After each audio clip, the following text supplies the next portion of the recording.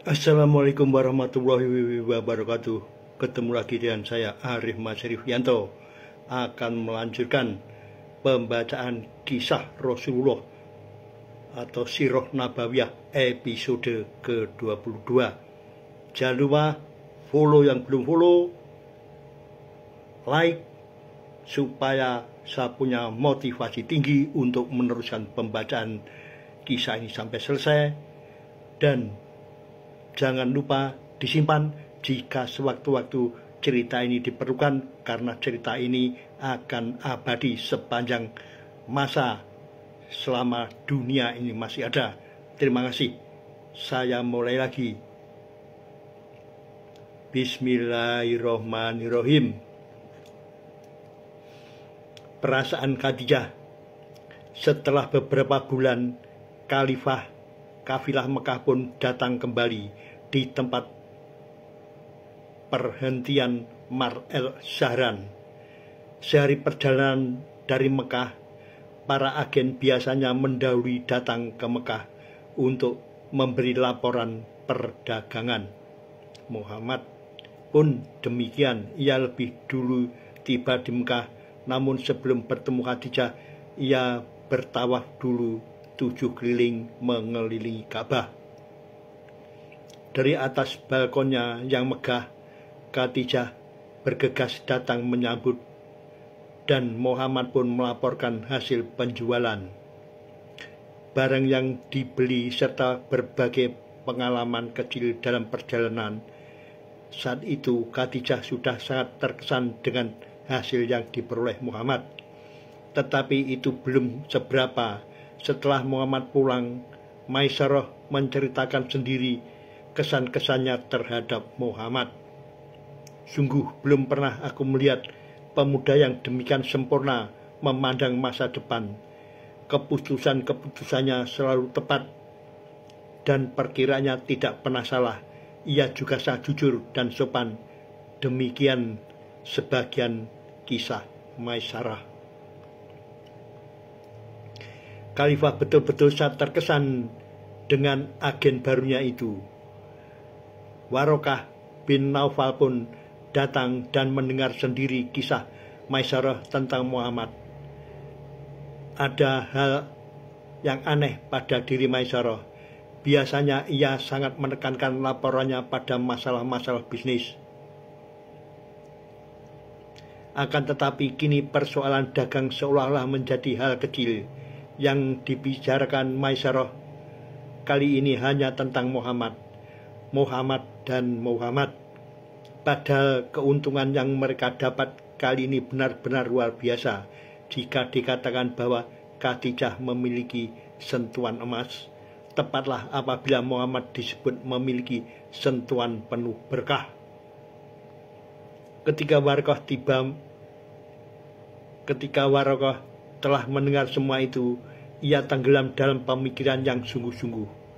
Setelah cukup lama berdiam diri, ia berkata kepada Khadijah, mendengar darimu dan dari Maisarah mengenai Muhammad, dan juga dari apa yang kulihat sendiri, aku berpendapat bahwa ia memiliki semua sifat dan kemampuan sebagai seorang utusan Allah. Mungkin dialah yang ditakdirkan untuk menjadi salah seorang di antara para rasul pada masa yang akan datang. Pernikahan agung. Khadijah memiliki teman seorang wanita bangsawan bernama Nafisah binti Munyah.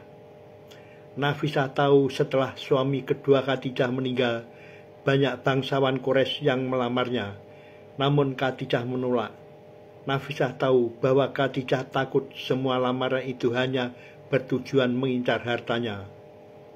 Lebih dari itu, Nafisah juga tahu bahwa yang diinginkan Khadijah adalah seorang laki-laki yang berakhlak agung. Nafisah juga tahu bahwa ada satu laki-laki yang seperti itu di Mekah. Ia adalah Muhammad. Karena itu, begitu Khadijah membuka diri kepadanya tentang Muhammad, Nafisah tidak terkejut lagi. Khadijah meminta Nafisah mencari jalan untuk mengetahui bagaimana pandangan Muhammad tentang dirinya. Maka ketika Muhammad dalam perjalanan pulang dari Ka'bah, Nafisah menghentikannya. Nafisah pun bertanya, "Wahai Muhammad, Anda telah menjadi seorang pemuda. Banyak lelaki yang lebih muda dari Anda telah menikah dan beberapa di antaranya bahkan telah mempunyai anak. Mengapa Anda tidak menikah?" "Aku belum mampu menikah, ya Nafisah. Aku belum mempunyai kekayaan yang cukup untuk menikah." "Apa jawaban Anda jika ada seorang wanita yang cantik, kaya dan terhormat mau menikah dengan Anda walaupun Anda belum mampu?"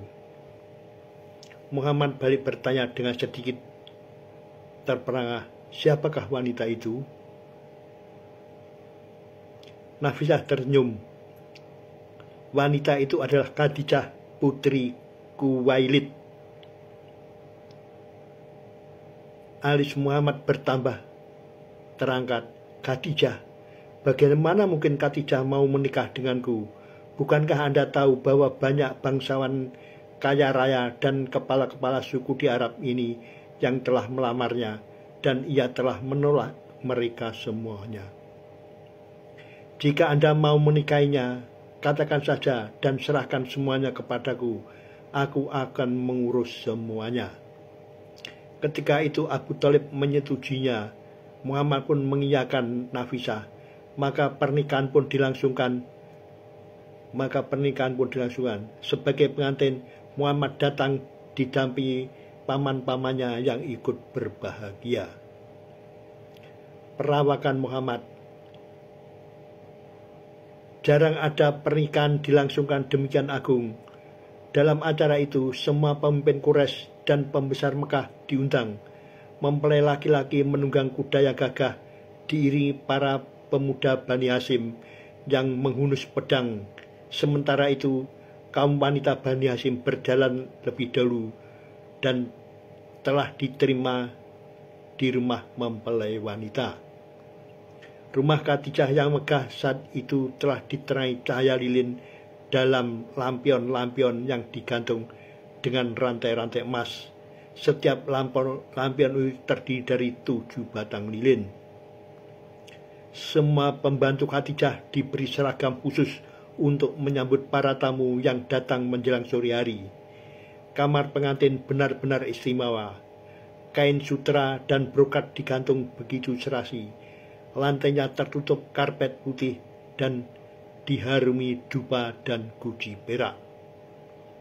Khadijah sendiri begitu anggun hingga tampak bercahaya seperti matahari terbit. Ia mengenakan pakaian pengantin yang sangat indah dan jarang ada duanya saat itu. Abu Thalib adalah wakil mempelai laki-laki dalam memberi sambutan, sedangkan Warqah bin Nawfal adalah wakil pengantin wanita. Tidak ada laki-laki segagah Muhammad. Paras wajahnya tampan dan indah. Perawakannya sedang, tidak terlampau tinggi, juga tidak pendek. Rambutnya hitam sekali dan bergelombang. Dahinya lebar dan rata di atas sepasang alis yang lengkung, lebat dan bertaut. Sepasang matanya lebar dan hitam. Di tepi putih, matanya agak kemerahan, tampak lebih menarik dan kuat. Pandangannya tajam dengan bulu mata yang hitam pekat. Hidungnya halus dengan barisan gigi yang bercelah-celah. Jambangnya lebar, berleher jenjang dan indah. Dadanya lebar dengan kedua bau yang bidang. Warna kulitnya terang dan jernih dengan kedua telapak tangan dan kaki yang tebal. Jika berjalan, dadanya agak condong ke depan, melangkah cepat-cepat dan pasti. Air mukanya membayangkan renungan dan penuh pikiran. Pandangan matanya menunjukkan kewibawaan, membuat orang patuh kepadanya. Demikian pembacaan kisah Sirah Nabawiyah episode ke-22. Terima kasih. Wassalamualaikum warahmatullahi wabarakatuh. Sampai ketemu lagi di kesempatan berikutnya yang lebih baik. Terima kasih.